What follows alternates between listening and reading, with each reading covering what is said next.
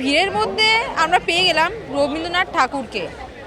না না, রবীন্দ্রনাথ ঠাকুর আসল না, চলুন ওনার মুখ থেকে জেনে নিই ওনার নাম কি। তা আপনার নাম কি? নমস্কার, আমার নাম সোমনাথ ভদ্র।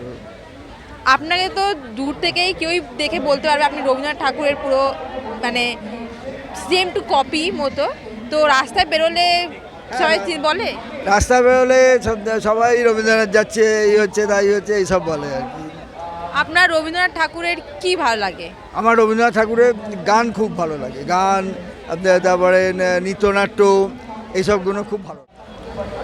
আগুনের পরশমণি ছোঁয়াও প্রাণী, হে জীবন পূর্ণ করো, হে জীবন পূর্ণ করো, হে জীবন পূর্ণ করো, হে জীবন পূর্ণ করো, দহন দানি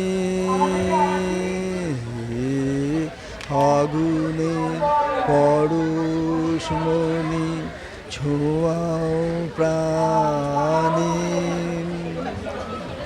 বাহ, খুব ভালো। তাহলে স্যার আপনি কি কোনো অভিনয় করেছেন? আমি দুটো সিনেমায় অভিনয় করেছি, অনিক দত্তের অপরাজিত আর প্রসেনজিতের সঙ্গে সাজঘর। বইটা এখনও আসেনি। অনিক দত্তের অপরাজিত এসছে, আর নিমফুলের মধুতে দুবার, আর এই সেদিনকে 29 তারিখে একটা কোন চ্যানেলের টিভি চ্যানেলেরই একটা সিরিয়ালে অভিনয় করে এসছে।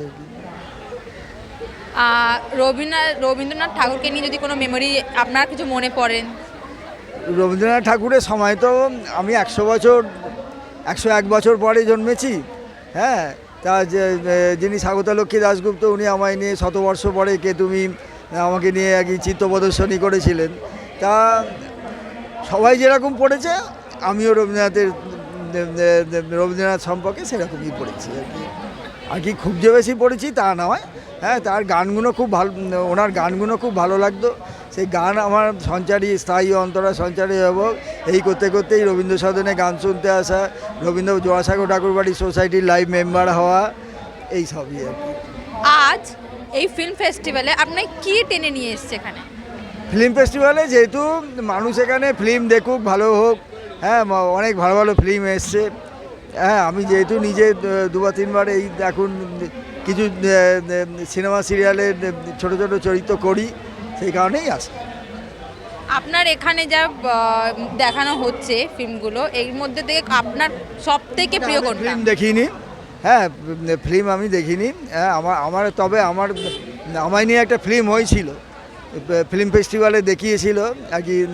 আগে রবীন্দ্র সঙ্গীত শুনলে পরে নাকি তাকে মেরে ফেলতো, এই করতো তাই হতো, সেই নিয়ে একজন ফিল্ম বানিয়েছিল, সেটা ফিল্ম ফেস্টিভ্যালে দেখানো হয়েছিল। ব্যান্ডেড বলে আর কি একটা বই হয়েছিল আর কি। এখন আপনি কি করেন? আমি এখন রিটায়ার লাইফ, আমি BSNL এর চাকরি, গভর্নমেন্ট অফ টেলিফোনে চাকরি করতাম গভর্নমেন্ট অফ ইন্ডিয়া থেকে, এখন রিটায়ার। ঠাকুর হিসাবে আপনার বেঁচে থাকতে কতটা ভালো লাগে? রবীন্দ্রনাথ ঠাকুর হিসাবে বেঁচে থাকতে আমি কিন্তু রবীন্দ্রনাথকে নকল করিনি। আমার গোপদাড়ির গড়, ওনার চুলদাড়ির গড়নি এইরকম। যখন দাড়ি ছিল না তখনও কি যারা পরিচালক ছিলেন, একজন মহুয়ার ভাসুর, উনি ছেলেবেলার রবীন্দ্রনাথ বলতেন। আর গোপদাড়িটা যখন একটু বড় হলো, একটু লাইট বড়, তখন গোলপাক রামকৃষ্ণ মিশনের সুপর্ণানন্দ মহারাজ উনি আমায় চুলদাড়ি কাটতে বারণ করে দিয়েছিলেন। আমার মুখ দেখে কি দেখেছিলেন আমি জানি না, রবি তীর্থে।